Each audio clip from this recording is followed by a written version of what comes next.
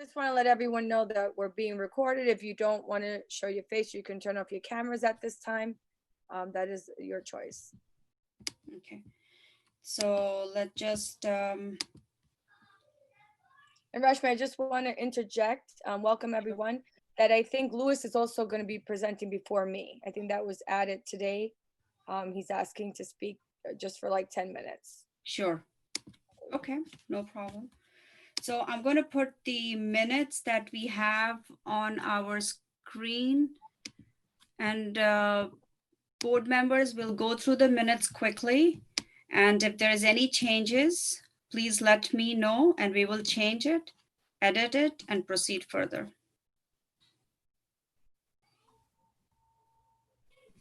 Can everybody see it? Okay.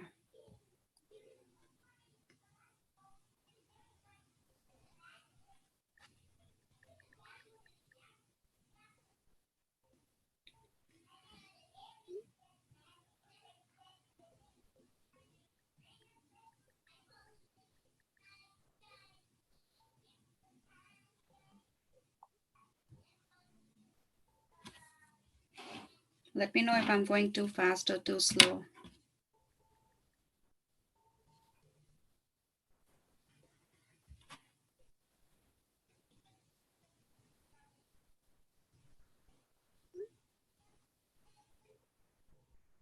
Eleni, this is a great minute. Yes, Eleni's up for hire of any forensic. I know, this is amazing. I got yelled at for writing too much and I had to cut them short. This is amazing. Okay.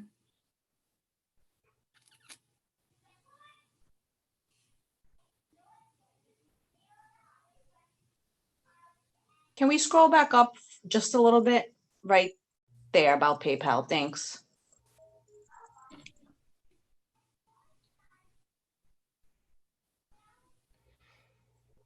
I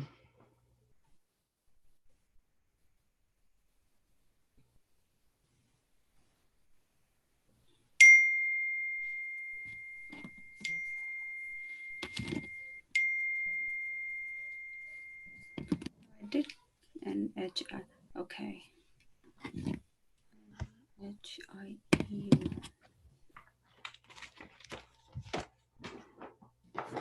And HIEU.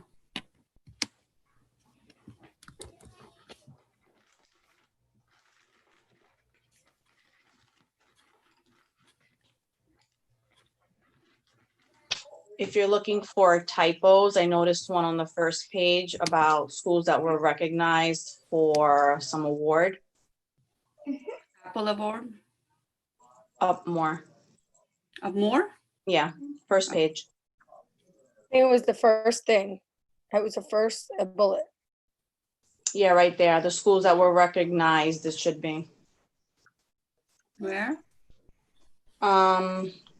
Right above the school numbers, the schools that were recognized Mm-hmm. should be a D, no?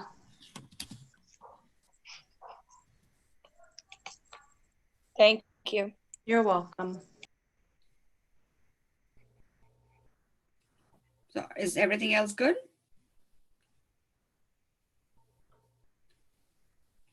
From my end, it looks good now.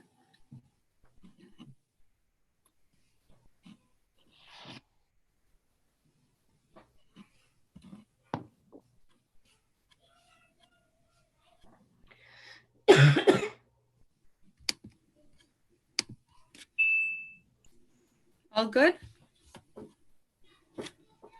Yes. Okay, can I get a motion to approve this minutes from November 16, 2020? Approve. Do I get a second? Okay, perfect. The minutes has been approved and adopted. I'm going to stop sharing. Perfect. All right, now I'm going to turn over the floor to our superintendent, Mr. Mango. All right, good evening, everyone. Louis, I know that you're on here. I didn't know if you wanted to go first, since I know today Lewis is off, but he did want to come and spend some time with you guys and our parent leaders. So Lewis, if you wanted to go now, you can go now. I don't think he's on, Danielle. I was supposed to text him right when you started so he can come on. He's Okay. right after you. Okay, that's fine. All right, so before we get to some really important business points, and before I say I'm here to answer any questions that you have, because what we're going to go over today is really important, and I want to make sure that we are all on the same page as parent leaders when we are speaking to our community. So please feel free to ask me any questions that you have. Open up any concerns that you have that I will escalate. But so tonight we're talking about some really important things. But I did want to take an opportunity to say that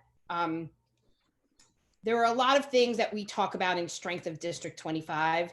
And what I've always known has really come true this year as we lived through this pandemic with our parent leaders. I couldn't have done this without you guys, without our principals, without our teachers, without our assistant principals, all our staff members, our food service people.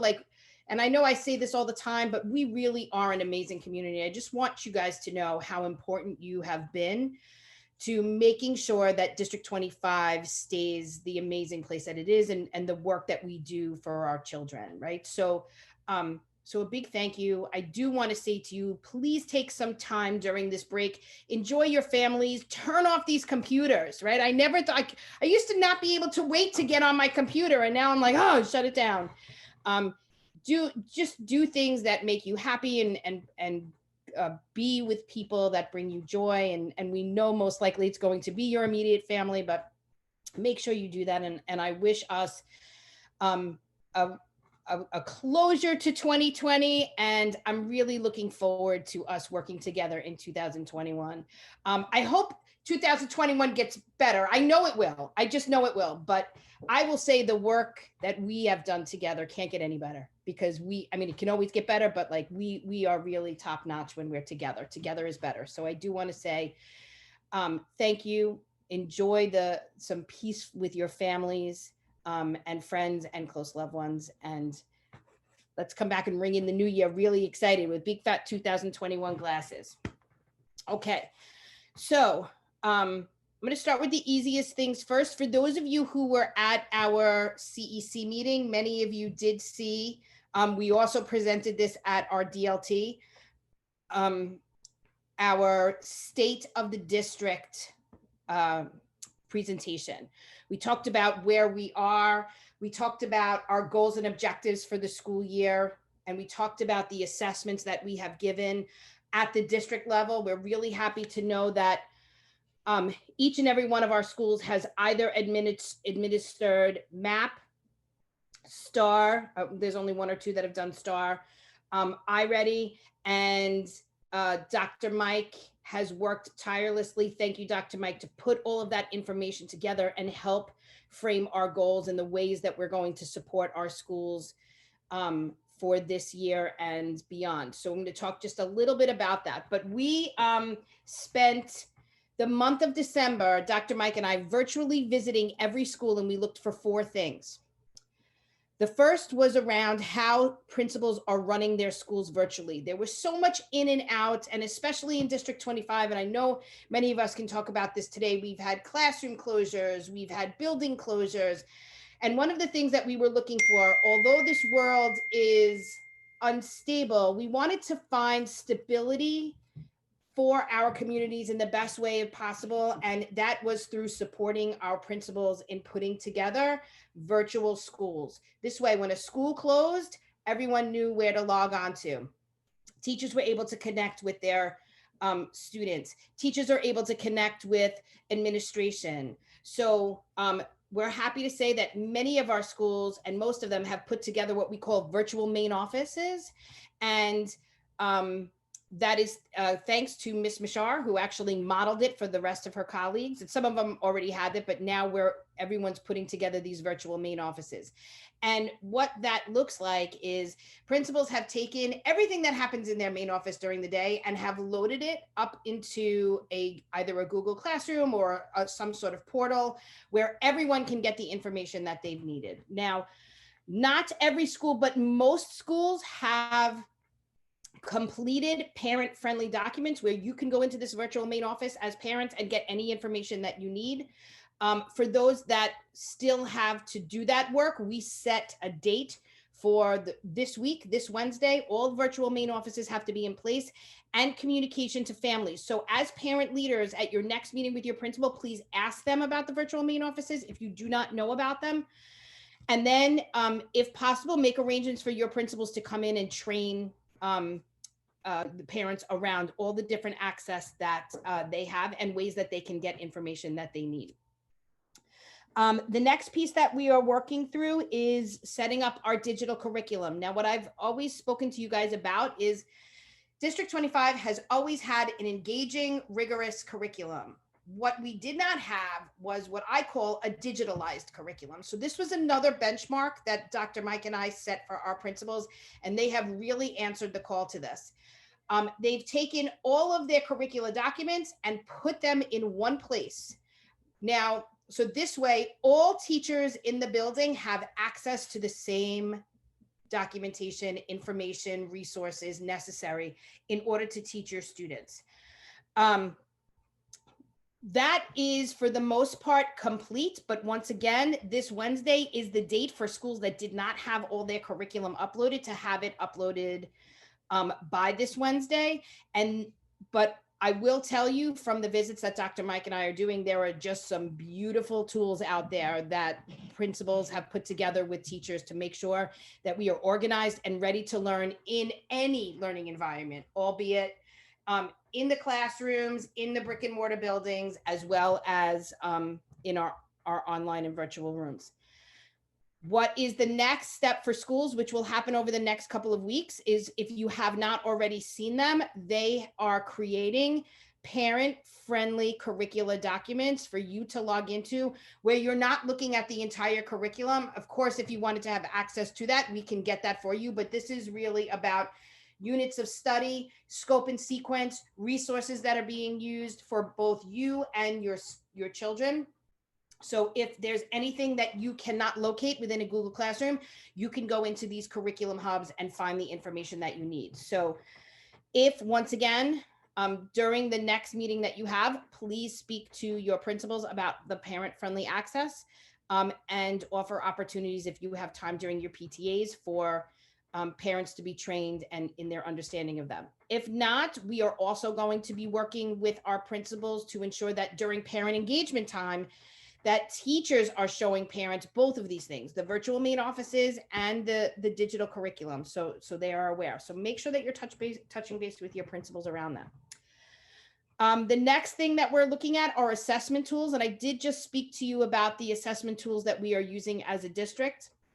One of the things that we continually speak about with parents is that if your student is taking one of these assessments, iReady, STAR, MAP, Lexia, the only thing we use them for is support and enrichment, MTSS. There is no reason for you to help your child. They're not gaining access to any programs, specialized programs, by using this tool. We are using it to make instruction better for your children. We do have some of our data that is a little bit skewed. Some we understand. For example, our kindergarten parents, they mistakenly helped their children take the test. So our kindergarten scores look really good. We have some of our kindergartners, I will let you know, that are reading at a 7th grade level. We're very excited about that, but it's really not authentic because our parents were helping them with it. So please make sure that when your child is taking any of these benchmark screeners or assessments that you're allowing them to struggle, it's called productive struggle. It's okay if they don't finish. Everything is okay. What it does is it captures where your child is along the pathway of the standards and meeting the standards towards the end of the school year. It's really important that we capture that. So all schools are giving assessments. Once again, ladies and gentlemen, please meet with your principals to talk about the assessments, to talk about how principals are unpacking that data and what parents need to know about that. And that's another workshop that, if you choose, you might want to do with your family so they have an understanding of that.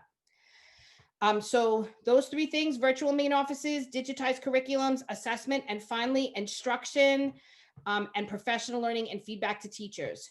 So I've been in over 70 classrooms this month, and I have to tell you that our teachers are trying really hard.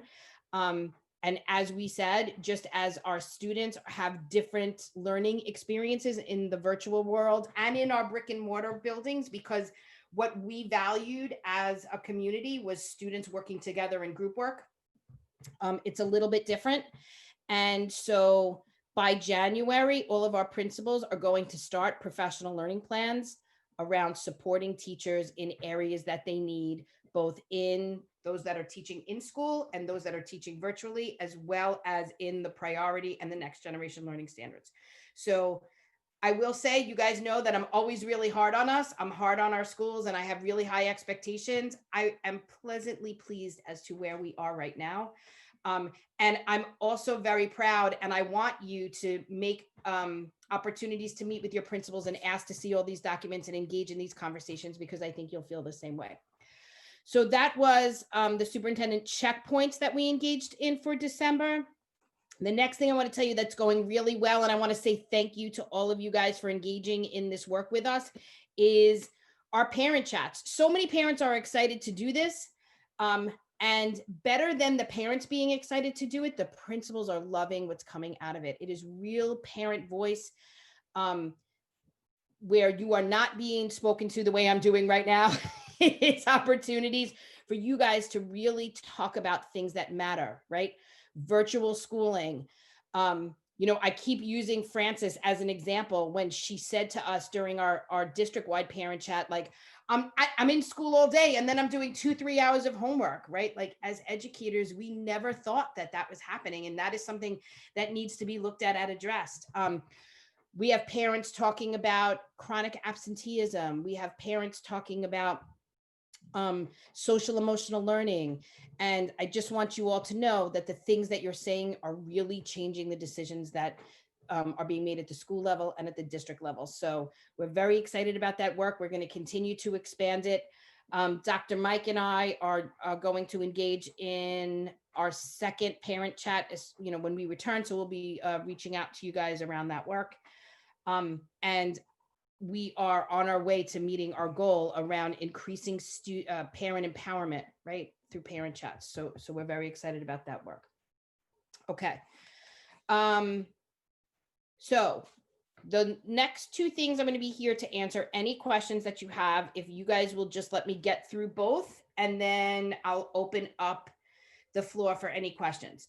So as you know, we've been working with our middle and elementary schools, and the mayor has introduced his vision around 5 days a week. So I know that I've spoken to you, many of you individually, that has always been the goal, is to get our students that chose blended learning, in school learning, as many days as possible. And he has given us the task of going 5 days a week, and we are working towards that. So as of right now, I will say to you, all of our elementary schools, except for one school that has only one cohort of students that cannot go 5 days a week, those students will go 4 days a week. And she's still working it out. So I'm not going to mention that individual school. So she's still trying to do that. So all of our elementary schools have scheduled and are in the process of engaging with the communities for a 5-day week schedule. Our middle schools are almost done, and they will be doing that the same. So we are still waiting to hear from the mayor and chancellor around when our middle schools will be returning to school. But when we do hear that, our middle schools will be ready to do that as well. So as part of that process, you as parent leaders should be engaged with your PTA. SLTs should be engaged in a discussion about going 5 days a week, as well as all principals have been mandated to do town hall meetings. So all of those things, if they have not happened yet, but I think many of you, can you nod if you've attended one that had to do with 5 day a week? Yes, okay. So that should be something that happens before this Wednesday, because as of right now, I have not heard from any of our elementary schools that we are unable to begin on January 4th when we return with our new schedules. So check with your principals if you have not participated in a meeting with them as a PTA or with your SLTs or in town halls to see when those meetings are happening, and the principals will be able to answer those questions for you. Okay. The next announcement that I want to talk about is enrollment. I know that many of you have heard the new enrollment policies that have come out. So what I am going to say to our parent leaders, and I had a lengthy conversation with Rashmi on Friday. So Rashmi, should I do the same thing that I did with you? Yes, it was very clear because I actually shared that with a lot of parents, parent leaders and it was very clear. Good, I'm glad. Yes. So what I'm going to tell all of you right now is the information that I'm giving you applies only to District 25. Because each district has different parameters in their middle and high schools and different programs and different initiatives in their middle and high schools. So I can only speak to District 25. And what I've asked our parent leaders to do is when anybody asks you a question, to just say, this is the information that I have from the superintendent of District 25. It only applies to District 25. If you would like any other information from other districts, I know Rashmi and I talked about maybe President's Council having access to that. Esther and Jinmay are happy to call other districts to get information for you should you need, and or you can reach out to President's Council in that district or any other parent leaders in that district to find out that information. So I have no problem supporting you in getting information about other districts, but because this is a parent process, I don't want to give any parents incorrect information. And that's really important to me and has always been important to me when I was a principal, just around students that were coming to me from elementary schools and then going to high schools. So once again, the information that I am going to give to you only applies to District 25 for this new enrollment process. Okay, so as many of you know, when I first started here 20 years ago, we were in the midst of becoming middle school choice. And boy, am I glad we did that, because middle school choice in District 25 is as follows. Any parent in District 25 can apply to any middle school in District 25 and 6 to 12. So that includes all of our large elementary middle schools, right? Your 185, your 194, your 237s, your 250s, which are also our zoned schools. We have also lottery schools such as Bell Academy, World Journalism, which is our 6 to 12 school, East West. All of those schools are strict lotteries, which means if you choose to apply to any school in New York, in District 25, it is a strict lottery. Like, you got to be in it to win it. Everything goes in, everybody's name goes into a computerized hat, and the computer spits out exactly where, just as a regular lottery. We do not look at grades. There is no screening. There is nothing happening around that work in District 25. Other districts do have that. District 25 does not. It is always a strict lottery. So the new enrollment process that they're talking about in terms of screens does not apply to us. But that it does apply to other districts. So, but the other thing that I do want to say to our parents, which is really important, is District 25 middle schools, we have middle school choice, meaning you can apply to any school in District 25, but you can also maintain your zone. So every family has a zone where if you choose to go to your zone, you can put your zone down and you will get it. And that's why we say to many of you, if you want to apply to any of those lottery schools that are solely lottery, like Bell Academy, or if you are zoned for 185 and you want to apply to 237, if you put 185 first and that's your zone, you're going to get that. So just make sure that we put down, in order of schools that we want to get into, that way first. So if you don't get into Bell Academy, you put Bell Academy first, and then you want to go to East West and you put that second, you don't get into that. And then you put World Journalism third and you don't get into that, and you put your zone, you will get into your zone. But it's very important because some parents make this mistake. Don't forget to put your zone, right? So you can apply to any middle school you want, but the last thing that you should put down is your zone. Because if you don't, then you don't get your zone. And then you go into this kind of weird pool that that will, we don't like to talk about. So just make sure you put your zone. Okay. The next piece for high schools.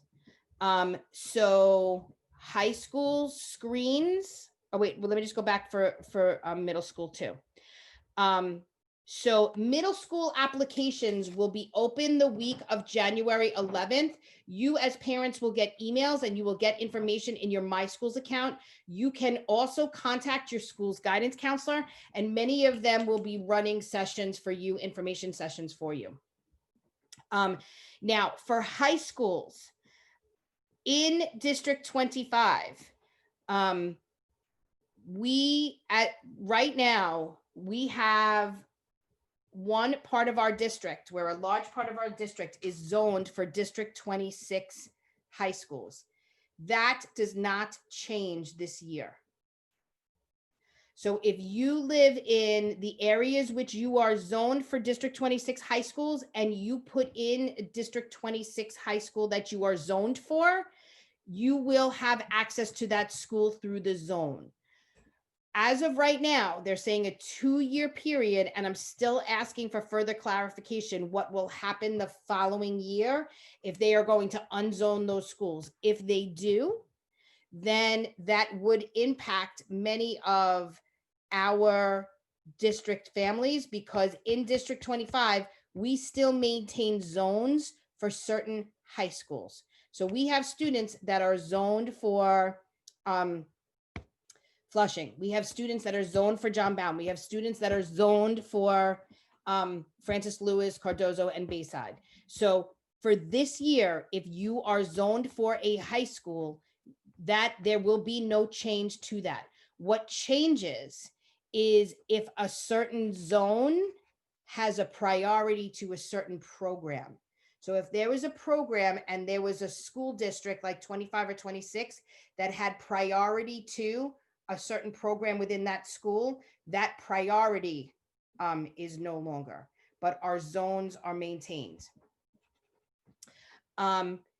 Additionally, I did ask about Townsend Harris. Townsend Harris is a screened school, and their SLT and community has done a beautiful job in organizing and communicating that screened process over the past few years. And their screened program will be honored at Townsend Harris. So any questions that you have about that, you can ask either your current guidance counselor, or you can call Townsend Harris to ask for more information around that. Additionally, as you all know, that, let me just get these dates, that the specialized high school admissions has not changed. It will still be through the Shazat. The difference with that is that Shazats, and we're waiting for more information, are going to be given at every middle school, each child's middle school this year. And that is going to be held Wednesday, January 27th, 2021. But you will get more information from your middle schools if you are taking the Shazat about what that will look like. Right now, we have not received guidance on that. High school applications will open the week of January 18th. Same process that you will be given information through emails and through your My Schools account. Additionally, starting today, test registration for the Shazat is open, and it is open until, hold on, it's not listed in my notes here. I will come back to that. Just one second. Let me see if I can pull it up really quickly here. Okay, let me get that. But it is, because I want to be very clear with you guys. It is open as of right now. So you can register for this test in myschools.nyc starting today and ending. I will get you that date during the break. Okay. So just to review, middle school applications start the week of January 11th. The screen process that they are talking about does not apply to us for middle schools. And you will hear sometime in the spring around middle school, like probably around late April, for middle school admissions. High school applications will open the week of January 18th. And as we said, Townsend Harris is still maintaining their screen program. And this year for zoning, if you are zoned to any of the high schools, they will maintain that zone.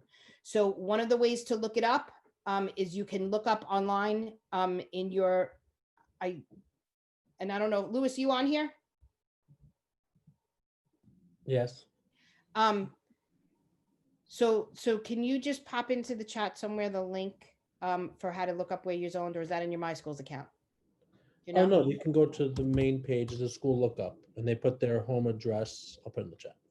Okay. And as Louis said, you put in your home address, it'll list your elementary, your middle, and your high school that you're zoned for. If there is a zoned high school, they will honor that for this year. If there is not a zoned high school, know that there are, and many districts have been in the process of unzoning their high schools. So some of you may not have a zoned high school at this time. Mr. Mango, we have a question in the chat from Annie.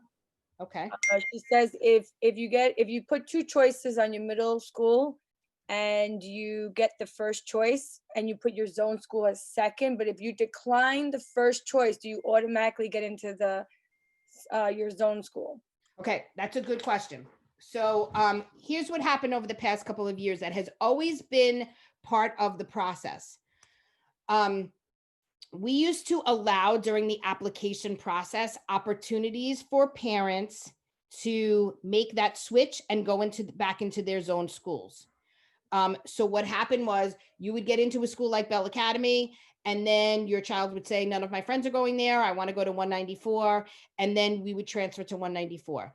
That became very difficult when we became an overcrowded district. So what it has always said in Chancellor's regulations is if there is room. So understand during the middle school choice process, if you get into one of your choice schools, not your zone school, one of your choice schools, and you accept it, then they give your seat to another student. So please be very careful. You do not have that option to flip-flop. So if you want to go to Bell Academy and you get into Bell Academy and they give your seat away, and now there's all of the seats in, say, your zone for IS 25, and all of those seats are filled, you don't automatically have a right to do that. What you have a right to is during the application process to get into your zone school if that's where you choose to go.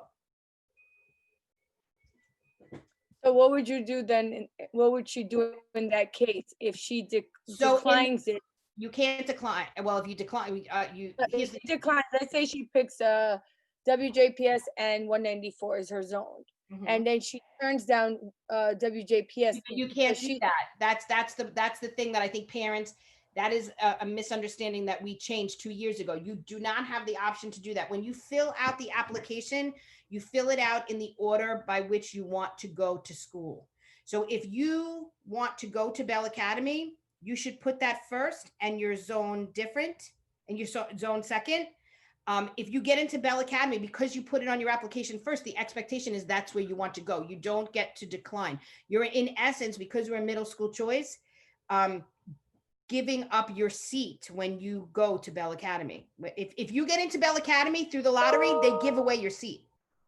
If you don't get into Bell Academy, they'll give you your zone seat. Do you see what I'm saying? So I'm just trying, because I understand what she's saying. So if she doesn't want to go to Bella, she would have to go, what is it, what you do when you do it again, when you get There's put on no a waiting appeal list? process. There's On a not, waiting list, right? right. So if you wanted to do, right, you go on the wait list. So because you're zoned, you will have priority on that wait list. But understand there are other children that might not be zoned for your zone school that will get in and you may be on the wait list. But I think it's important for parents to not just, to know that they would have to reapply again, right? No, you would go on the wait list, right? You go on the wait list. But I think it's important for parents to know that as part of our middle school choice process, we honor your zone, but we also honor your choice. So if you choose to go somewhere else and you put that first and you get it, the expectation is that you put it there because you want to go there. It's not like a free for all that says, oh, let me take all these, like me, like I'm going to try on all these tops and return them, you know, what doesn't fit me or what I don't like. Right? It's kind of like that. It's like you can't apply to all these different places and then kind of get into one and then say, I'm going to revert to my zone. So if we opened up 100 seats in IS 25 and you got into Bell Academy and you wanted to go into IS 25, you have to go on the wait list, right? If there's no seats left. That makes sense? And you're right. I do think that it's really important for parents to know that process. Okay. Once again, parent leaders, please make sure that you're reaching out to your principals and saying you want your guidance counselors to run, and I'm sure many of them are doing it, but you want your guidance counselors to run the high school process workshop. They normally would have done it already. We had a guidance council meeting. They were freaking out. They're happy to know that they have this information. The way you apply has not changed since last year. So, so I think, you know, our guidance counselors will be fine in, you know, in administering and having those workshops for you. Okay. Okay. All right. So Dr. D'Antona just texted me. Thank you, Dr. D'Antona, to let me know that registration for the Shahzad begins today and ends January 15th. Okay, so I know I said a lot of things, right? But I do want to take this opportunity to open the floor to any questions that you have around anything, around our checkpoints, around our parent chats, 5-day-a-week schedule, what's going on with that, and any enrollment question that you may have. Superintendent Domingo, I have one question. Yes, Elaine. What does the virtual main office, can you explain that again? What does it do? So a virtual main office is a place that just houses information for everyone that would need it, right? So for example, say you were coming into school and you went to the main office and you said, I need access to these forms, or I need a link to this. Or some schools have virtual main offices that include curriculum. Others have different curriculum hubs. Some of them have the curriculum that's attached to it. Or you need information about transportation. Anything that you would get from your main office, principals have established virtually. And where do you find it? Is it on Google Classroom? Is it on their dojos? So most of them are in Google Classroom. They're housing in a Google space. But Okay. you can ask your principal where they have theirs. Okay, Okay. thank you. You're welcome. Mr. Mango, I have a quick question in terms of the application process. Okay, so when we list our school, let's say my zone, well, not let's say, my zone school is 237, and I list, like you were talking about, 1, 2, 3, 4 different schools, but then I forget to list 237 because a lot of parents are in the mindset that because it's your zone school, you don't have to list it. If you don't get into the first 4 choices, you will get into the 5th one, which is your zone school. But then you did state that you should list your zone school regardless. So what happens if a parent forgets that? So take this note. Don't forget that. Right? It's like me who just went through college applications with my son. There's certain things that you can't forget, right? Like you have to do it. So I think some parents think that there's tricks to the trade, and there's no tricks to the trade. First of all, I will say everyone will get into a middle school. That's not the problem. Most likely you know, if you didn't do that, they may place you in, you know, they may place you in your zone school. I don't know how that would work necessarily, but what we are saying is, that, the important piece that we wanted to kind of work through tonight is that you should list only schools that you want to go to, right? And then you need to list them in the order that you want to go to them. And then you need to put your zone school last. Just because you put your zone school doesn't, if you don't put your zone school, a lot of parents think like, well, if I don't put my zone school, they'll pick one of those schools. Right, That's that's not the mindset. necessarily true. That So is the we don't want- mindset. Yeah, we don't want to give parents that belief structure. So make Okay. sure that your zone school is last. I believe you can list up to the 11 or 12 schools. I wouldn't do that, but you can, you know, but it's really a conversation to have with your child. Many of our middle schools have had open houses. If not, call the parent coordinator of that school. They'll be happy to talk to you and your child, and get as much information that you need. They can mail you the information, any like information about their school. But I think so students should know about the schools that are going on their application, mom and dad, and they should be willing to go, right? You should also look at transportation there, right? Because we don't have yellow buses to take us to all of those schools. Middle school choice includes Metro cards. It does not include busing. So a lot of different schools, depending upon where you choose to go to, could mean extra travel for your child, right? So if you live on the south side of Flushing and you're traveling all the way up to College Point because you get into 379, right? That's a very long distance to travel, right? Or if you live by 194 and you're going to 237, that's a very long distance to travel. So make sure you're taking that into consideration as well. Okay. So, Mr. Mango, so there's a possibility that someone who didn't put their zone school on their application may not be able to go to their zone school if there's no room. No, they get them in their zone, but it's problematic and it's stressful. So, so don't. What I'm saying is if you make a mistake, we can always fix it. And we always do. You have Esther, you have me, you have Jin May. One of the reasons that we have Jin May, she used to work for enrollment. She's very knowledgeable in that. So we always work with enrollment really well to get our students to where they need. I just want our parents to know that this information of putting your schools down and putting your zone last, you will have access to your zone. Okay, but not putting your zone down does not necessarily mean they're going to give you one of your middle school choices. So, sorry, Annie has another question. I thought sixth graders can qualify for yellow bus if they live further than 1.5, or did it They change? do. Sixth grade, yes, but not seventh and eighth, right? So there are parents who struggle with their child taking a bus from downtown Flushing all the way over by Bell Academy, right? So just make sure that you're taking that into consideration also. And I just want It has to be a route for the bus. It has to be a route. Right. I just want to point out, because something that I learned, and Danielle, you let me know, is if I believe if you live less than a mile, I think everyone gets an MTA. I don't know if it's like really close to school, they may not give you one, but those less than a mile will get like a reduced fare, and anything 2 miles and over gets full fare that they pay for. Just Or Esther, can you, I don't want to misquote that. Do you know what that's like? Can you ask Michelle? I'm gonna ask Jimmy, so I'll get you the answer. I'll get that answer for you guys. It is very similar to what you're saying, Francis, but I just want to make sure I'm saying it correctly.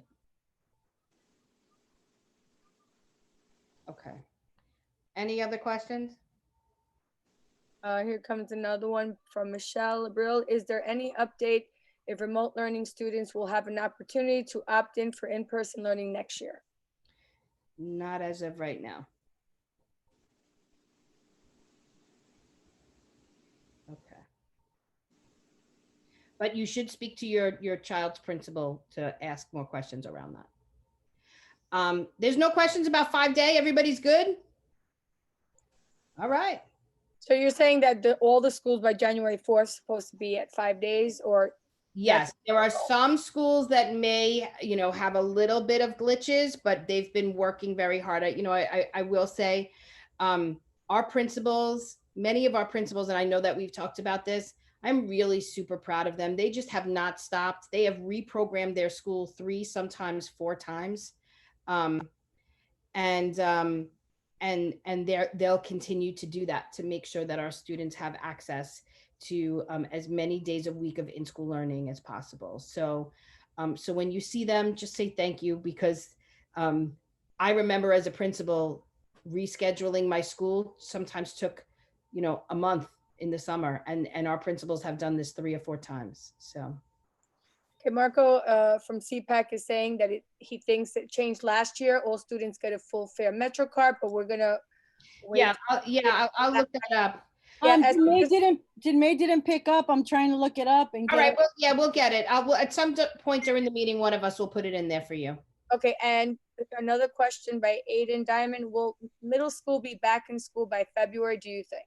We're hoping, this virus is crazy. And I will say this, and like I say, what a good part of this work, and what has always been in President's Council and through our parent chats is we want to hear from you, but we can say that, testing in our schools is really allowing us to combat the spread that's happening in our schools. And thank you, parents, for your willingness to sign those consent forms. We've been testing our schools every week, and we're really able to isolate specific cases that are coming, but our cases still remain low in school. So I'm hopeful, Aiden, that will happen sooner rather than later. Oh, Annie, thank you. I think Annie just put the answer in the chat. Okay, no more questions for me? Wow, you guys are easy tonight.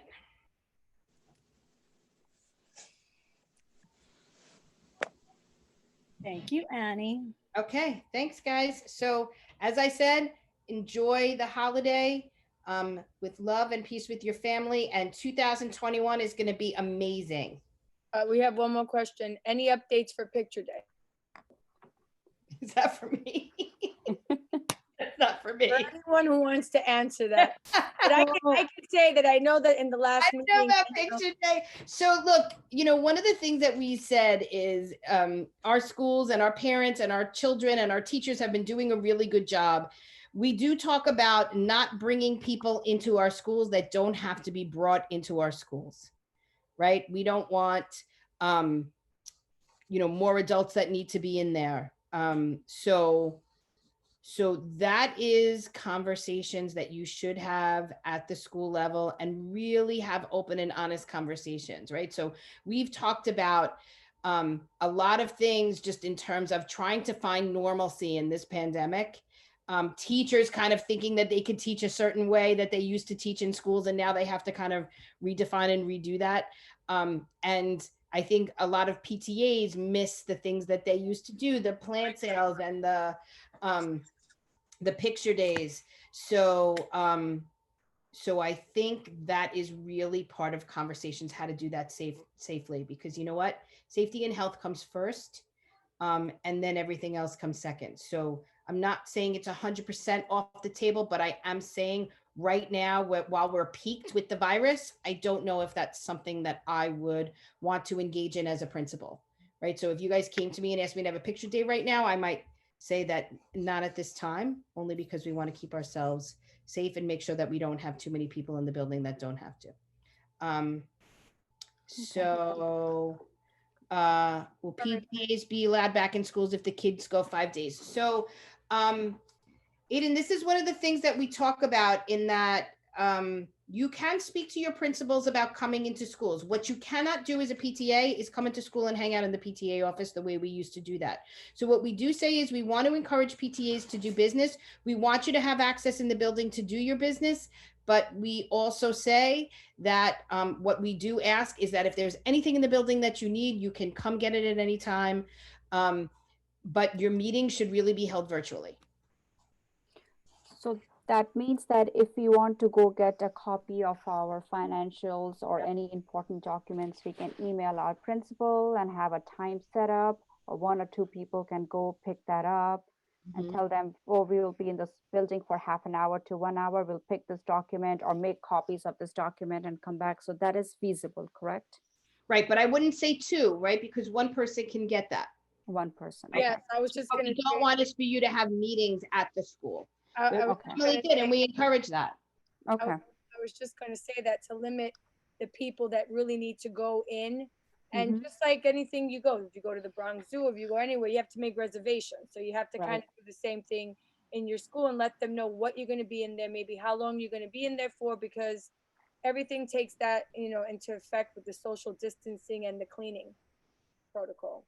Yeah, so before I go, there's two things. So I want to thank Annie and I want to thank Lewis, right? So Lewis has the information in the chat and Annie did it as well about busing eligibility and Metro cards. And Lewis mentioned something that Annie also put in the chat is around specific routes. So you should make sure that there is a route by your home that for yellow bus, not for Metro, for yellow bus, that does take you to your child's school. Because if there is not a route and you are going to a school that's not zoned, they don't create a route for you. So thank you for including that as well, Annie. Okay, I just told Jinmei not to log in. She's good. Thank Okay. you, Annie. Thank you, Louis.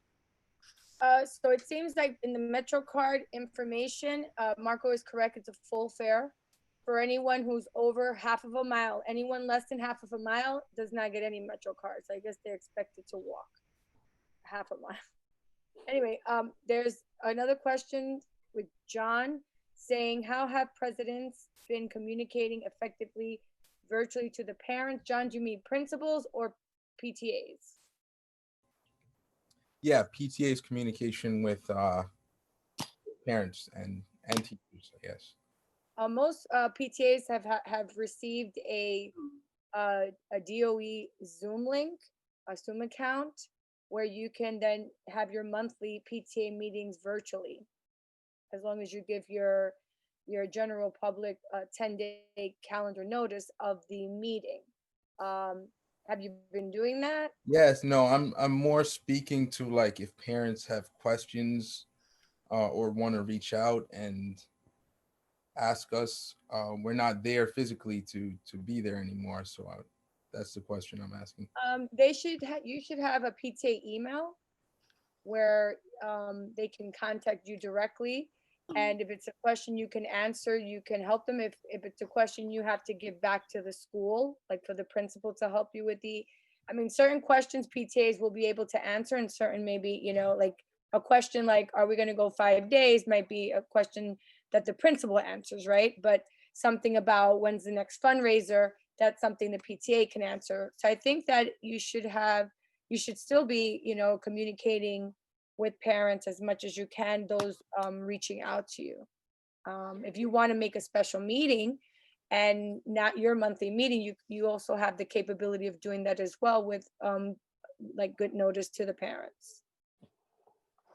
Okay. So to add to Francis' notes, so in my school for my PTA, we have made subcommittees, and those subcommittees reach out to parent body on a daily basis. And then we, as Francis was saying, we have an email and we have a survey link. So anytime anybody has a question, they will either go to the subcommittee and the subcommittee will tell us, or they can go directly to the survey link and tell us their suggestion. So we are not there physically, but we are still very engraved in our community. So we have 4 or 5 different parent chats that pretty much covers the entire population of the school. And we are always virtually talking to each other and understanding what parents want and need. And then we relate that to our principal. Okay, yeah, that's more what I was asking. Okay, thank you. Okay. So, Francis, do you want me to, Mr. Mango, do you have, does anybody else have any question for Mr. Mango? There's another question here. When searching for your school and looking up a route, make sure there is an assigned route number or it is not an active route and they may not be opening up a new route. Is that clear for everyone, or do we need any to? So also there's in every school, there's a OPT liaison in the school that could go ahead and help you with that. So every school has somebody that's designated, that's an OPT liaison, because they have a contact with OPT and they're able to answer all the questions that you might have. And please make sure if you're going to go to your school that you're feeling well that day. If you're not feeling well, do not go to the school. Send another PTA member. Yep, that's well said. So if nobody has any questions for Mr. Mango, we'll move this meeting along, and I think Louis is here, so we're going to give the floor to Yep. Louis. He has some presentation to do.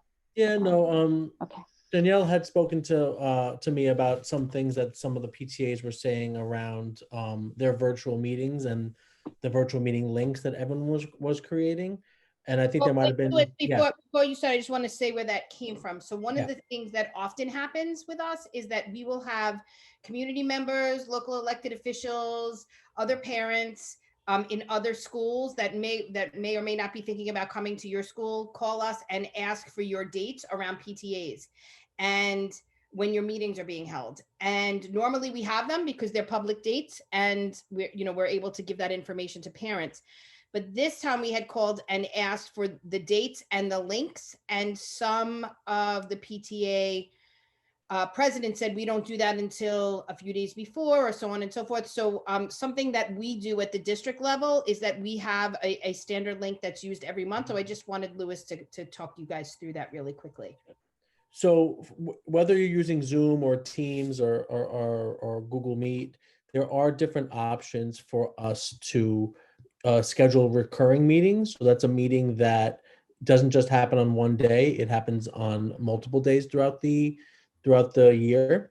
So if you're using Zoom, and again, it's not too difficult. When you go to schedule a meeting, you will see a checkbox under the meeting date and time that says recurring meeting. And you can click that and you'll see that there is no longer a start time or an end time. This link will work for a year. And you can go ahead and use the same exact meeting ID and passcode and link for your meetings. And this just helps families not have to look for a new flyer every month or look for that link or that meeting ID or passcode. Now, listen, there are definitely reasons why you'd want to use a different meeting link, and that's if, let's say, your PTA board is having just like a closed meeting just for the board. You definitely would want to use a unique link for that. But for the general PTA meeting, it is nice to use the recurring link, and this is how you can do that. Now, if you don't check this box, the link that generates from this meeting will still work, but it won't work forever. So you want to make sure that you click that recurring meeting button and make that update. Now you can also go to a meeting you have already scheduled, and you can go ahead and edit that meeting, and you can go ahead and actually make it recurring if you wanted to. So that is an option. You can go to a meeting that you've already scheduled, and you can go ahead and you can make it recurring. The other tip I want to give everyone is about not sharing the meeting ID and the link and the passcode with families directly. You'll notice that whenever you come to a District 25 meeting, we rarely share that information directly with the public. We send everyone to our website. And what that does is that allows us to change that meeting link at any time. So if there's a problem with the meeting link, or if one day we decide to use Teams and the next month we want to use Zoom, we can do that because we never shared the meeting link with the public. They only go to our website, and we can control exactly what you put on your website. Now, not every PTA might not have a website, but most schools do, and they can make a PTA page for you on their school website, and you can tell them this is the link, put this on the website. And so if you go to our DOE website, our DOE, our District 25 website, you'll see we have a link here for the DLT, for the CEC, and for President's Council. You can click on any of these links and you will see the link for our CEC meeting. Now, if I change this link, because let's say in June we want to have our award ceremony and we need a bigger meeting, so we try to use a different platform, no one has to know what platform I'm using. No one has to know what the link is. They only come to d25.nyc/CEC to find what that meeting link is. So that's just another tip. Don't share the meeting links directly with families. It just gives you more breathing room that you can actually change that link if you need to, because you never shared the link directly with families. And we had that problem with the elections, right? Like schools were accidentally scheduling meetings that were using base free Zoom accounts that were only lasting 40 minutes. If you never shared that link with that family and you realized before the meeting, you could have updated the website or however you want to communicate that, a Google link, for example, that you can change. And then, put the correct link before the meeting and no one would even know. So those are just two tips: scheduling recurring meetings and not sharing meeting links directly with families. Use like either PTA website, and there's lots of free options you can look into, or a page on the school website. Are there any questions? So, Louis, I have a couple questions. Sure. So, for example, for the parent body who does not have access to electronics that easily, let's say they are working parents and they just would rather dial in than going to a link, how will this work? So you're saying that they don't even have a device to go to a website to get the phone number and the meeting ID? Right. So when I send my PTA link every month, I have a new link because it has a meeting ID and the passcode. Right. And the reason we would do that is because a lot of our parents, they don't have access to the devices during the time, so they will just call in and log in. Okay. So for those kind of parents, how would this will work? I mean, this is a great tool. Sharing, I understand. And listen, sharing a phone number and a meeting ID is just like sharing the link, right? Okay. You can't change it now because you've put that on the flyer, and if you change it, those flyers are now all out of date and they won't work. So you bring up a good point. If they really can't get to a website, I don't know. If you're gonna put a meeting ID and a phone number, the phone number never changes, but the meeting ID will change. If you're gonna put that on a flyer, then yeah, that you really can't change change the thing, right? change the thing before the meeting because you've already messaged it out. And listen, Right. it just gives you some protection. Like if you did need to change the link for some reason, you have that option because you can update the website whenever you want. And it's nice because then you can put other stuff on the website. We have our sign-in sheet. We have all the Right. meetings.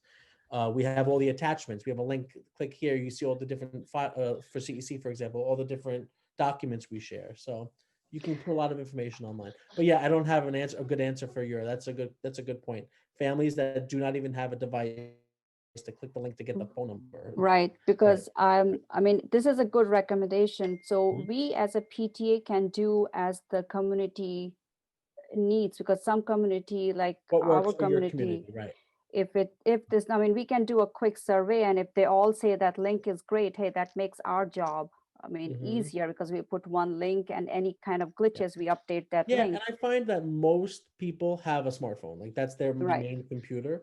Right. So that's all they really need is the smartphone, and then most people are joining the meetings from their smartphone, so they click the link, and if they need the phone number and the access code, they can see it there as well. And also kids have devices at home now too, which we never had really before. Every child should have an iPad or another device. So okay. Yeah, but that's a good question. Okay. I saw Yvonne's hand up and then it went down. Yvonne, did you still have a question? And welcome. I just sent her the link.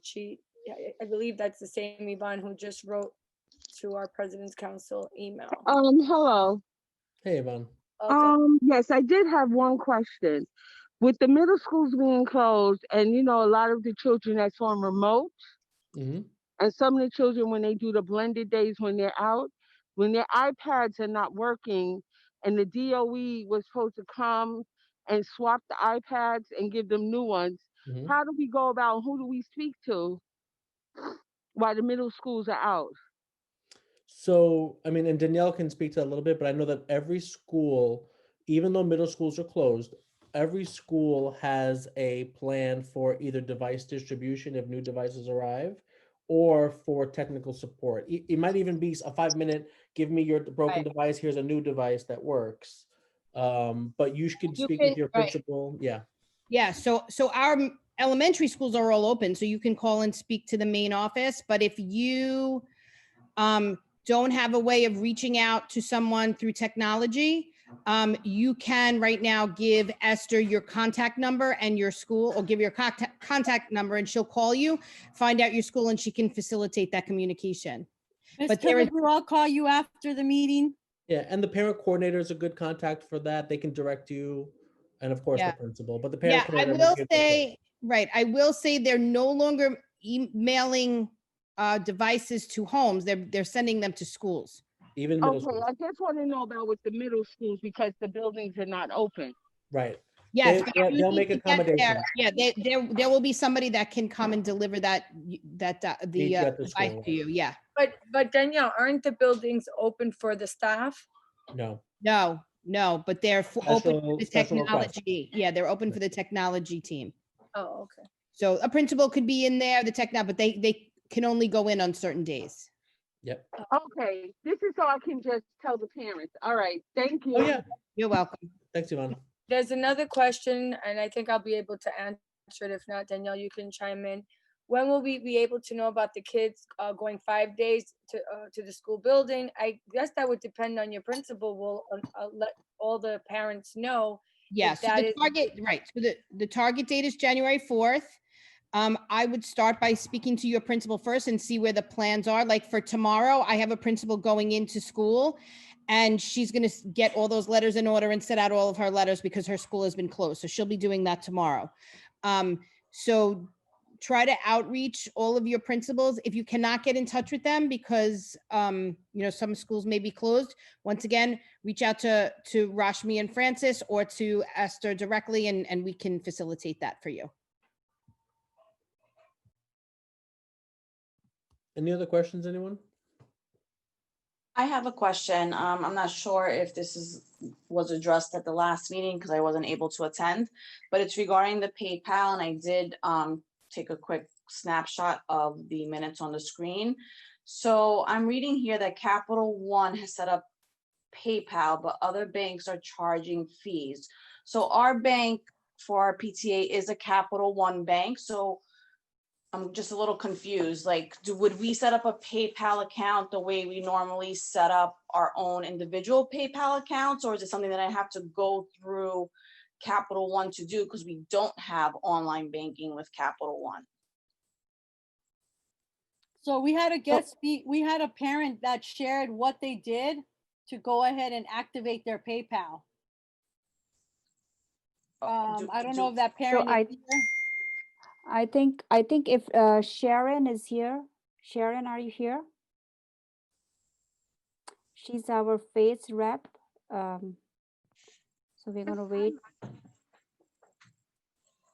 Sharon. Rashmin, I remember her saying that the reason why they were able to open an account online through PayPal is because they already had an online account.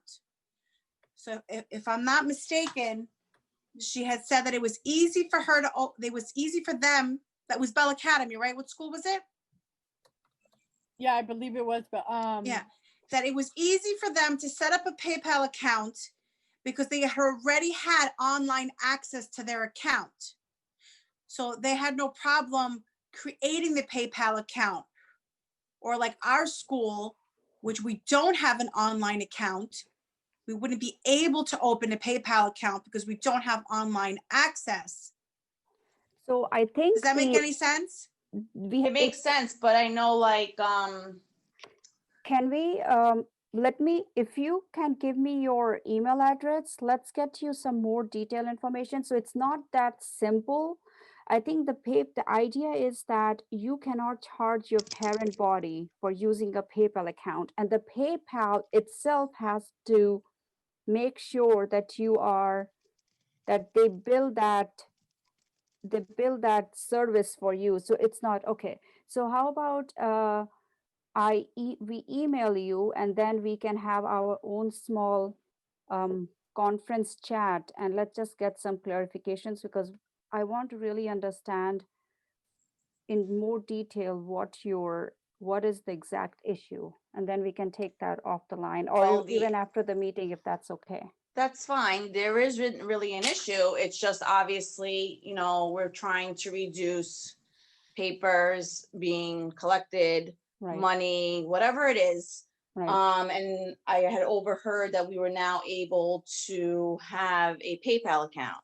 So Did you reach out to your bank? Have you spoken to your bank? So here's the problem. So after 20 years of having our account with our bank, we recently had to close the account because of some fraudulent activity that we had.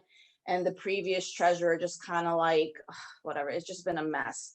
So we just we closed out our existing account, left like $1 in there until the fraudulent department figures out what they have to do.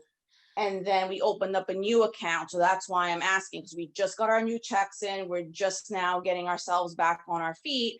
I can ask them if we are eligible to have an online banking account. But then if we are, when you go to PayPal itself, do you set it up as a personal? Do you set it up as a business?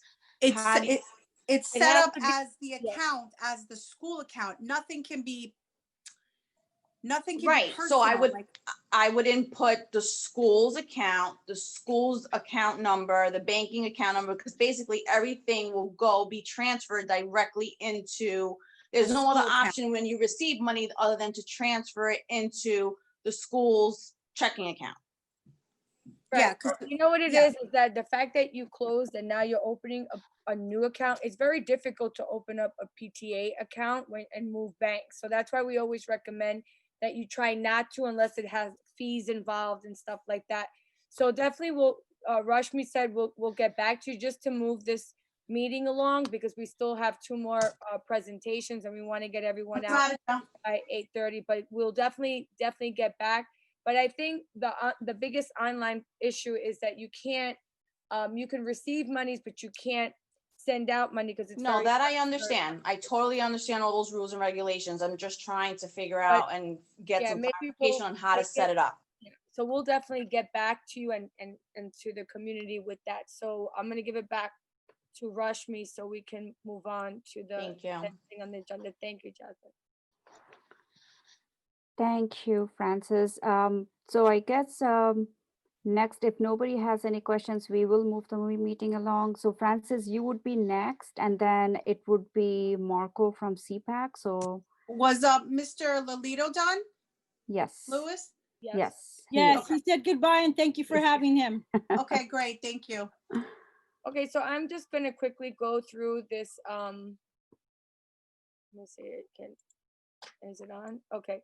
Yeah. So being that we're now, doing remote learning, especially for middle school, we created this PowerPoint just to kind of give you some tips of ways to make it a little easier for you to remote learn at home.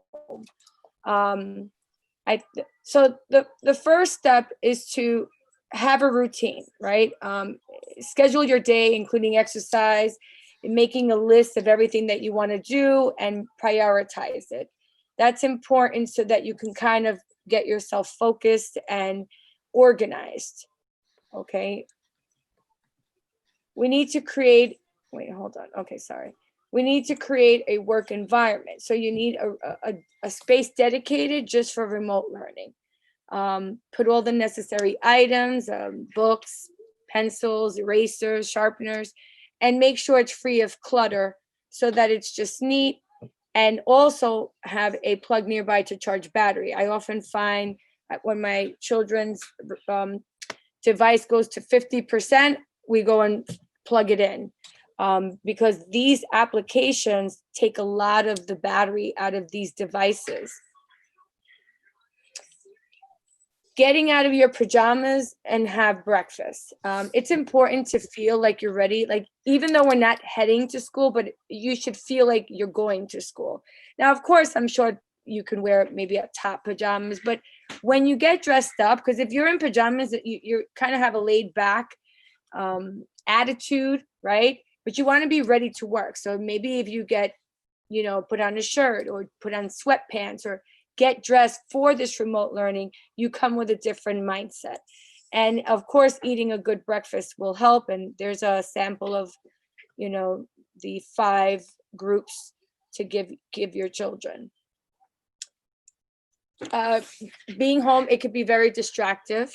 There's a TV, there's phones ringing, there's doorbells ringing, dogs barking. So, you need to pick a quiet space. And if you don't have a quiet space, then it's very good to wear headphones or a headset. And it's interesting. I didn't even have that before, but then when we got the headset, it worked like a charm because your child can just focus and not, every time someone opens a refrigerator, they might turn there, or if the phone rings, they might go. So definitely, put your phone on airplane mode so it doesn't ring. At least for the middle school children. Communication is very important with your teachers and classmates. Anything going on, whether you need a device, whether you have a question, please be in constant communication with your teachers and classmates. Have the children ask questions, have your children participate often, and help them to do their own learning. Don't help them too much because then they're going to be very dependent on you, and then you become that second teacher again, staying with them the whole day. So definitely guide them, but let them, because right now this remote learning is very important. We want our children to not miss a beat with their education. So we're trying to make them as independent with guidance, but not too much. Make sure you plan lunch in advance. Sometimes, they can say, okay, mom or dad, it's lunchtime, and then you don't have anything prepared. And by the time you make something, their lunchtime may be over. So having lunch is very important, and it kind of breaks up the task in the day. To save time, you can make something, maybe last night's dinner, or have something already prepared. So you just open it and just share it, and then they could have a little bit more of a break time. We definitely need to be kind to ourselves, right?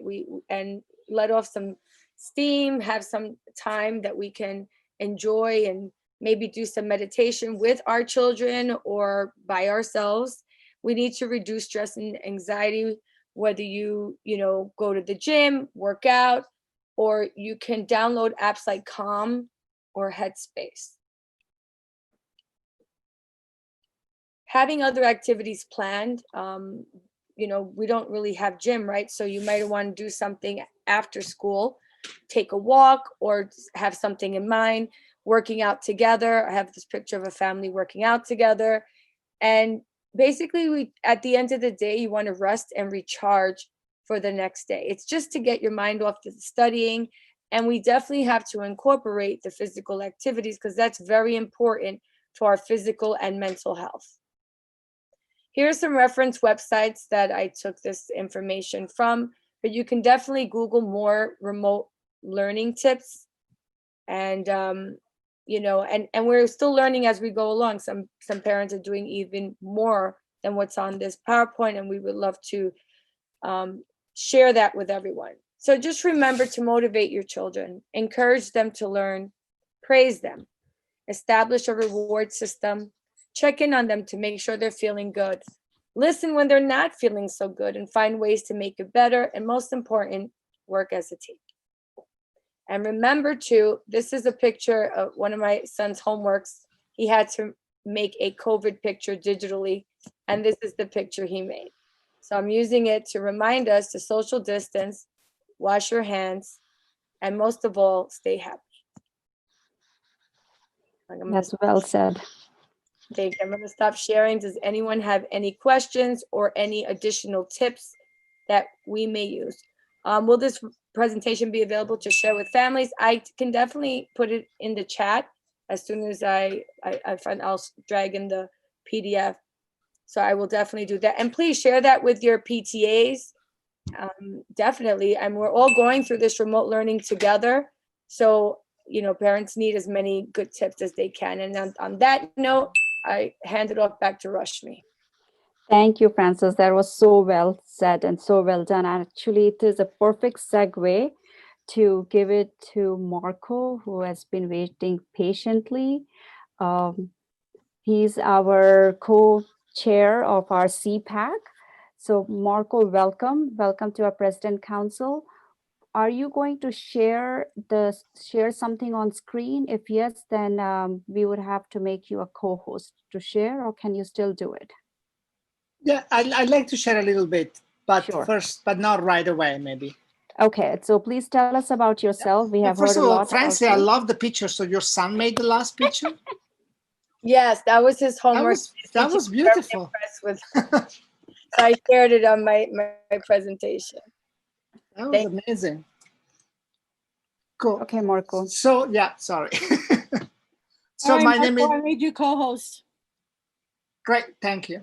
So my name is Marco Battistella. I'm the co-chair of CPAC, like Rashmi said, which basically is the organization that has one person for each president council of the city meeting. So effectively creates the same kind of situation that you have here for your district citywide. Francis has been for a few years, I don't remember how many, but for the last few years, the rep for this district to the president council.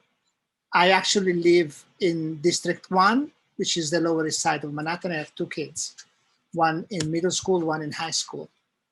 Just so now you know who I am, at least a little bit. I'm mostly here, I guess, Rashmi, you were asking me to present on the Parent Volunteer website or project that we created. So I'll give you a little bit of history. Sure. In March, so when this whole pandemic thing started, the main concern that many parents had was how will our kids learn now that we are remote? Remember at the beginning, everybody was remote. Many family had problems that they didn't have technology at home. They didn't have internet, they didn't have anything. And then the DOE bought all these devices and started shipping them out to families. But then family might have needed help that went beyond what the DOE was able to really do, to like help them, the family help the children follow the schools and everything. So we created this website. Oh, here it is. So let me put it up. So this was a project. Can you see it? Yes. Cool. So basically, in that time in March, a friend that is also a parent volunteer that you might have heard of, Shino, she's the co-chair of the ECC, called me and said, like, hey, we are having a project. We would like to create some way to help parents connect with each other and support each other. What do you think? You're interested in helping or something? And so we built a team of, like a core team of 1, 2, 3, 4, 5, 6, 7, 8. Okay, 8. I didn't even know how many. We created a core team of 8 that kind of created this site. And then we got a lot of other helps. Rashmi was also one that helped. Like we said, like we need translations. We need lots of things. And so this is the idea. Basically, the idea is like parents can go to the site, put in their name, put in the kind of help that they need. And by the way, of course, you saw that here. So you can, if you speak Spanish, you can put the whole thing, and the whole thing is in Spanish, and type in your information. You can do it in a bunch of languages, all the languages that are here. And basically ask what I need. Like I need maybe to communicate with my teacher, but I'm not understanding very well what she's saying.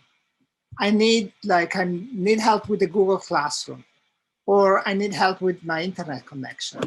And then you choose the platform that you have. Like you have an iPhone, and then if you don't speak English, you select the language that you prefer, you submit it.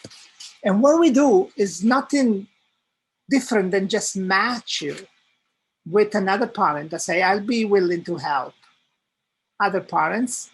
I know, and it tells us, the person will tell us, these are the things that I know and I feel like I can help other parents with. And these are the languages that I speak. And then we kind of create like a matchmaking. Then we basically from there, two people get an email. And it would be like, hey, so you asked for help and this is the person that can help you. And then it's up to you to go from there. Of course, there is no guarantee. All we know about that this is a parent volunteer that somebody else said like, yeah, it's a person that I trust, but we don't, it's not that there is no screening. It's not like DOE organization, right? So it's not that there is no checks on criminal history or anything like that, right? We need to only, just as a disclaimer, I'm saying it. So you get in contact with this person and use all the precaution of somebody that you never met before, right? And that's it. So this, we help not that many. We help maybe 100 families solve whatever problem they might have had. Then, of course, the need kind of like relax over time. We feel that the need might be coming back, and we are always looking for both parents or forced parents that need help, but also if you feel like you'd be willing to help some other parent and you feel like I understand this or this other technology and I speak this or this other language, is always, you can always go, so join our volunteer club, you fill up a form and that's it. And then maybe we'll give you a call and set you up and explain to you how it works. I guess that's it. Let me maybe put on the chat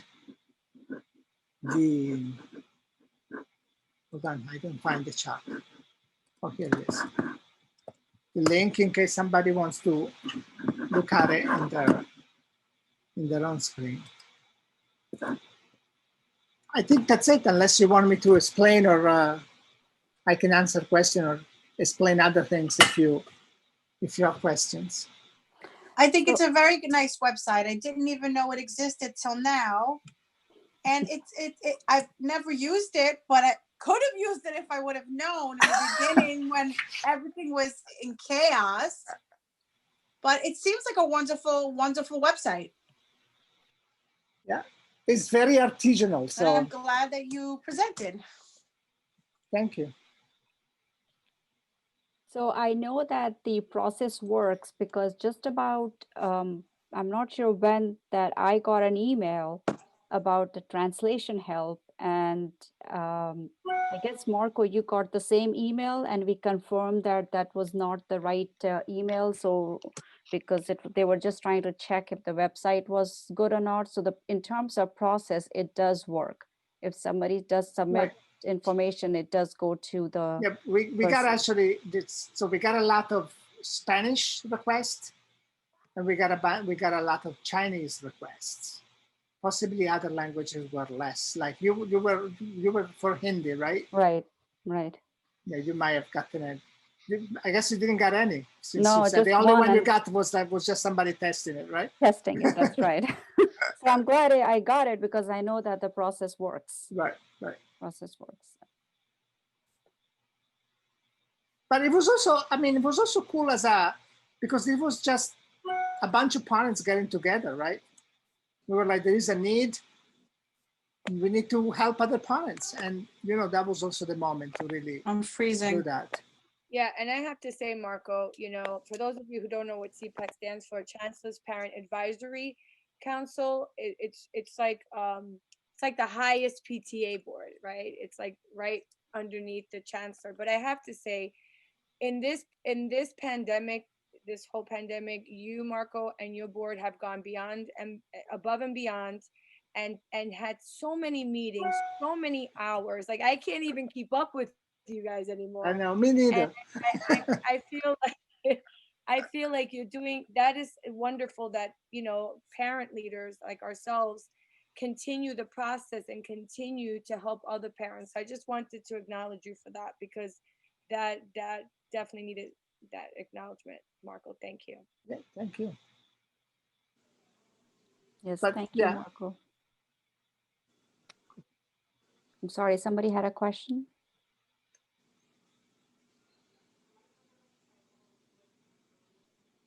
Did anybody has? Shoba had, I'm assuming, Shoba, that you said, what tips can you give to parents whose kid or kids are going to middle school or high school? What tips can you give on school readiness? Are you talking about for remote? If you're talking about remote learning, the presentation that we mentioned is for everyone, even ourselves as parents. So if you have a different question, just you can unmute yourself and let us know.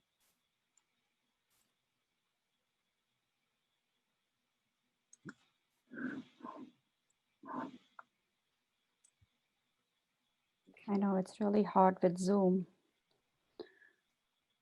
I'm sending, I put the remote learning presentation in the chat. Some of you have not got it. If you need, you can send me your email and I'll send it to you directly. I'm sending one right now to a school. Marco, I think we have a person who just signed up to your parent volunteer. From my school, Deborah Ferrara. For president. Thank you, Deborah. Hi, Francis. This is Shobha. Sorry, got stuck with the mute unmute things. When we spoke to parents, they are like, it's a huge transition between elementary to middle school. And many parents, they don't know how to talk to kids and get the information, how they feel, what they want to be like, how they want to be. You know, so many questions that comes in their mind. And going to sixth grade, how they feel. So if you have any tips for those beginners, that would be very helpful. And also kids who are going to high school, since everything is virtual, if you provide more information, the schools virtual programs about open houses, that would be very helpful for parents to carry on. Okay, that definitely is a good point, Shobha. Thank you. My son, who did the picture at the end, he's in 7th grade. So I have a child in middle school, and I know that I'm always checking in on him and peeking in and how his remote learning is doing. And if it's something that I feel I can't help him with, I will definitely reach out to the school's principal, assistant principal, and guidance counselors, because that's what they're there for, to kind of intervene and help our children. There's also after school programs that you can look into if your school offers it, and they're all virtual. These programs are virtual. They have little clubs, they have gaming clubs, they have card clubs, and it's just a way for them to sign on. And sometimes they even show movies and stuff like that. So there's a lot of different resources out there. I would definitely first reach out to the school. And if there's something in particular that you want to suggest to your school, that's what the SLT is for. And of course, the PTA is there as well for that, if it's a program that you want to bring into your school. So there's definitely a lot of resources, but I often tell parents, definitely reach out to the school, because if you need their assistance, they will help you, if that helps, Shobha. So like parents, many of the parents, they don't know how to reach out. Sometimes like, open up the accounts for Nixa, or how to open account for themselves to log into DOE. So other than students and school, they can rely on anybody. Sometimes the schools, at this point, middle school and high schools are closed. They have to depend on only parent coordinators at this point. And high school kids, they know how to log in to school account, and they reach out to help. But parents who don't know, who don't speak language and don't have much knowledge about technology, how do they how do they have to manage, and whom they have to reach out to? Well, So I mean, Shobha, go ahead. Francis, let me take That this. a little bit, but wait, I could speak to that a little bit too. Okay. So Shobna, you just mentioned a lot of different resources where if, and this is Mr. Mango, the superintendent. So a lot of different places where if you're not getting, or your parents are not getting the information that they need is something that we have to work a little bit harder to do. So one of the things that I want to say to you is that the first thing, if your school is not doing what needs to be done to meet the specific needs of your parent body, you can call Esther in the main office, and once again speak to Francis and Rashmi, because we can work with schools to set up things that parents may need. We have a lot of schools that have tech resources for parents where they're running classes on how to log into not just the My Schools account, but the Google Classrooms and different different things like Class Dojo, where students' grades are housed, so parents can get that information that they need. Our parent coordinators are doing a really good job with that. So if that's not happening in your school and that needs to happen, then you should let us know so we can work with your school, because people at your school may need support, right? So in our district, we have Lewis. He's a huge technology guy, right? He helps everyone. He helps us. He helps President's Council. He helps the CEC, and he runs parent workshops all the time. So so you can let anybody that you feel comfortable with know your school, and we come from a place of support, and we want to be able to do that. And if your school guidance counselors aren't communicating enough, like when open houses for high schools are happening or any type of high school information, we need to know that too. I do know it's been delayed because it was just released last Friday, so you may not have heard from your guidance counselors where you normally would. So if you asked a parent, like, oh, when do you normally hear? They would tell you September, October. But because of the pandemic, it's kind of come out a little bit later. So if that is the case and knowing that information, that's one thing. But if you guys aren't getting what you need, you should reach out to us so we can make sure. That's the job of Esther. She's the family leadership coordinator, and her job is to kind of bring everyone together to make sure that parents get what they need at the school level. And if schools don't have what they need in order to provide that we can get that for them. Thank you. But yeah, our school is doing that, but some of the parents really don't understand how to go through that. And, even parents, coordinators, school and guidance counselor, we are having a session tomorrow. We are so lucky we have good team, but sometimes parents, they don't understand what is going on, just like language problems or stuff. So is there any other help? That's additional help I'm asking about. Shobha, that's what Mr. Mango was saying. So that's what Marco said. Marco has that parent website on the parent volunteer. So go to the parentvolunteer.nyc website. So I know the school is doing a lot, but in addition to that, when the parents would still need extra help, that's a good tool, and it's a volunteer-based parent-to-parent help. That's where the translation and stuff that you are talking about, like how sometimes parents don't even understand the help that's being provided because there's a language barrier. That's what you're saying, right?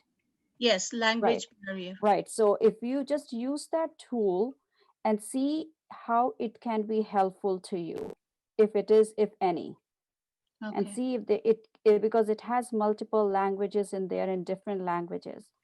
And if there must be email address or something on that website to reach out if needs to be. So I know exactly what you're saying. Like school is doing a lot, but sometimes parents still need that extra support and help. Yes.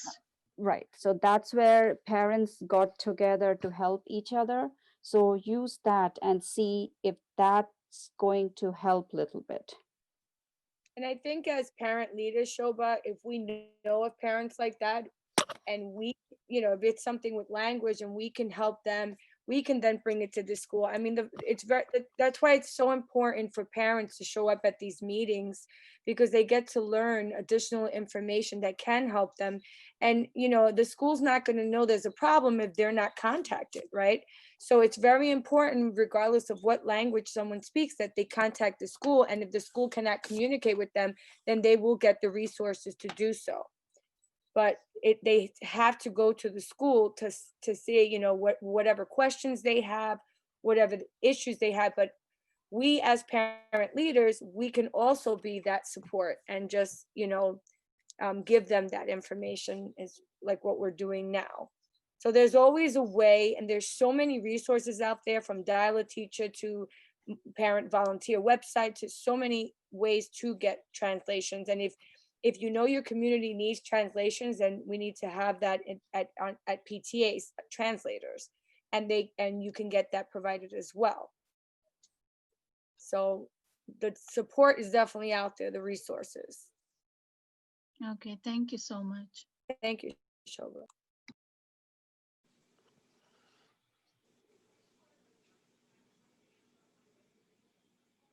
Are there any questions for Marco or Danielle? Superintendent?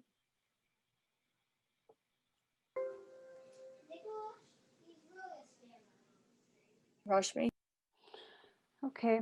So if you have no question, just very quickly on some housekeeping stuff. Very quickly, Christine, in terms of treasurer's report, do we have anything new? Nope, everything's the same. The balance, I don't know if you want to share my screen. Can you? No, I can't. But it's the same. We didn't have any business done. Our starting balance is $4,019.57, and it's been the same. Okay. That's pretty much it. Thank you. Second is, I know we talked about adding a core, and this is something now, if few things that I wanted to really ask my parent body, like we created a Google group, but everybody's email is in that Google group. But few of us got back to us saying that they never got the email from this. So we're going to try it one more time this time, and I'm going to make it as a test. And even if you get the email, please reply back and say you got the email. Because if something is stopping you from getting the email, then we have to use a different tool to get to you in terms of communicating. But even if you don't get an email from us directly, I know that Esther sends an email to all the parent coordinators, and I know the parent coordinators would then in return forward the emails to their PTA body. So between us and them, you should have received all the emails. If not one, then definitely 2 emails. Okay, great. Second, we are going to touch very quickly on bylaws, because I know it has been a big talk, and financials. So I'm glad Mr. Mango confirmed and cleared out that if needed, we can go to school, make an appointment. If it works out with the school schedule and the principal, then one person from PTA board can go in the school as per appointment and make copies of whatever documents that they need to have.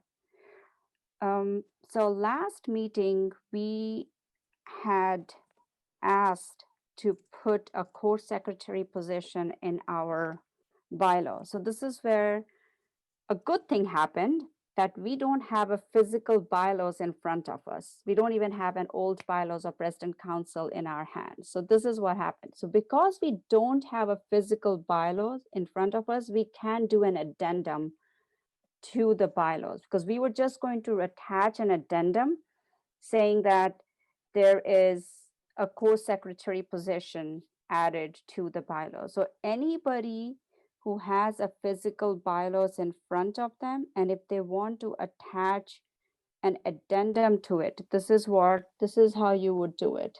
So I'm going to share my screen. Okay. So not this, but this. This is how you, so there are two ways to change a bylaws. One is to amend a bylaw and one is to add an addendum. So you only would add an addendum when you have the physical bylaw in front of you and nothing else you want to change. You don't want to go through that. You just want to add one line to it. There's a way around it. So I highlighted this because everybody should know you can do an addendum if you don't have a physical bylaw in front of you. But this is how an addendum would look like. If you just do the terms of addendum, you say what it is, you add, we would have said we add the co-secretary position, and we would do a motion in the general meeting, and we'll adopt that addendum. So that's one way to do it. Second way is to amend the whole bylaw. So what we plan to do in our President Council, we are going to amend our bylaws because we know that way it's current, it's up to date. And You do have a copy of the bylaws, right? The no, ones that I sent you? but it's Yeah, very old. yeah, they're old. They're very old and it's not signed, so we can't adopt it. So there's no physical signature on it. So there's another thing that we want to clarify, and I'm glad, I don't know if Marco is still here or not, and I don't know if Sharon is here or not, but Chancellor A660 does not have a term limit. Maybe in the past it had a term limit, but Chancellor's A660 does not have a term limit. Now, if we as a President Council decide to put a term limit, that's our bylaws. The PTA of individual school does not have to have a term limit just because we want that, just because the President Council has a term limit. Now, it's kind of recommended, so parents get different parents. There's one parent cannot be there, should not be there for more than X number of days. It's kind of so that a lot of different parents, a number of parents can come in the PTA, not one parent is there for a number of years. So that's the idea of having a term limit. So the A660 does not say that you cannot have a term limit. So you can, but A660 does not itself have a term limit. I know there's a lot of confusion for people to understand that. So I just wanted to get that clear. So Rashmi, there's any. can I just add one thing that we say every year around A660? So PTAs, president's councils, any parent body that wants to have certain things in their bylaws and gets the their constituents to agree is fine. The only thing they cannot do is write something in their bylaws that goes against A660. So if A660 says and just take the example of term limits. So if A660 says you must have term limits, you cannot put in your bylaws that you cannot have term limits. So that's why it's really important for presidents to understand A660. And when you're redoing your bylaws or updating your bylaws or doing whatever you need to do to your bylaws, that you're ensuring that there's nothing that you're adding to A660 to your bylaws that is clearly stated in A660. Otherwise, you guys have, the option to do whatever you want in terms of your organization and running your parent body, as long as it's, following the guidelines within A660 and the state law. Yep, well said. Well said. So you guys will have a first hand for anybody who wants to, because we'll be amending our bylaws. So we're going to start from what the protocol is. We will amend the bylaws, we'll make it up to date and current, we'll present it in the next meeting, and then after that, we will adopt it by motion. So bylaws amendment has to be in 2 meetings. It can't be, we can't have shortcuts to that. In one meeting, if if there's any changes or edits that happens, then it goes to a next meeting to confirm those changes and then to adopt it. So there is a process, and it is important so that everybody understand not to take shortcuts to the process. So does anybody have questions on that?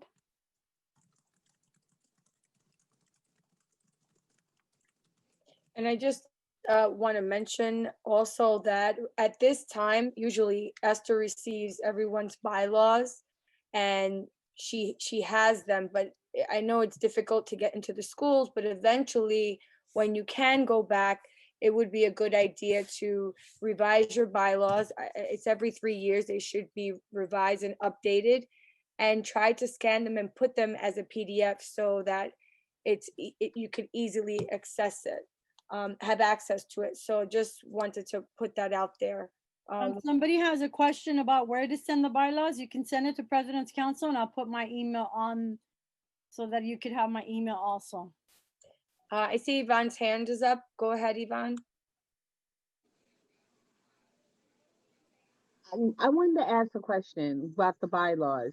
I know with bylaws, when you want to change something, is there a copy of the current President's Council bylaws that we can all look at and review?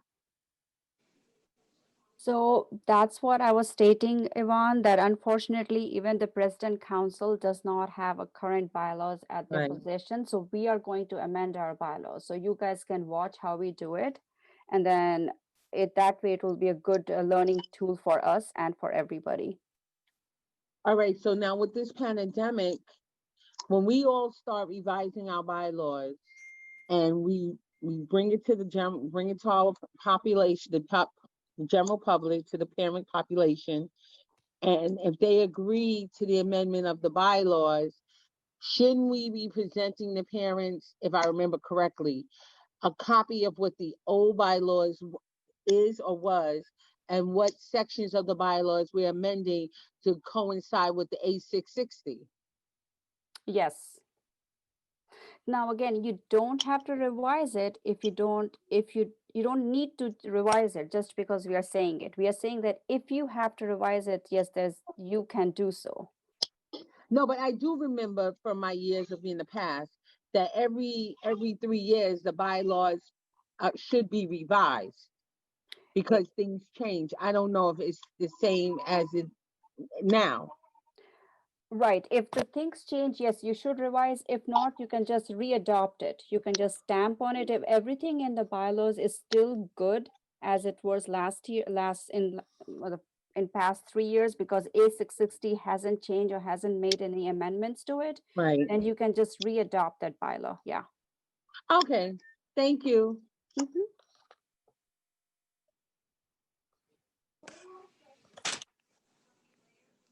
Anybody else? Okay, so I'm going to quickly present my screen because there is a few things we got from FACE, and we wanted to make sure that you guys have that information, and we will be sending, sorry, when I say I, it's we, okay? Sometimes I think in my language and speak in English. So it's the same thing. We'll be sending this to the parent body. So this is the financial reporting training that FACE is scheduled to do on this January 12th. If anybody is interested in it, there is a link, and I will make sure that I will send this presentation on the PowerPoint to everybody in the same group email.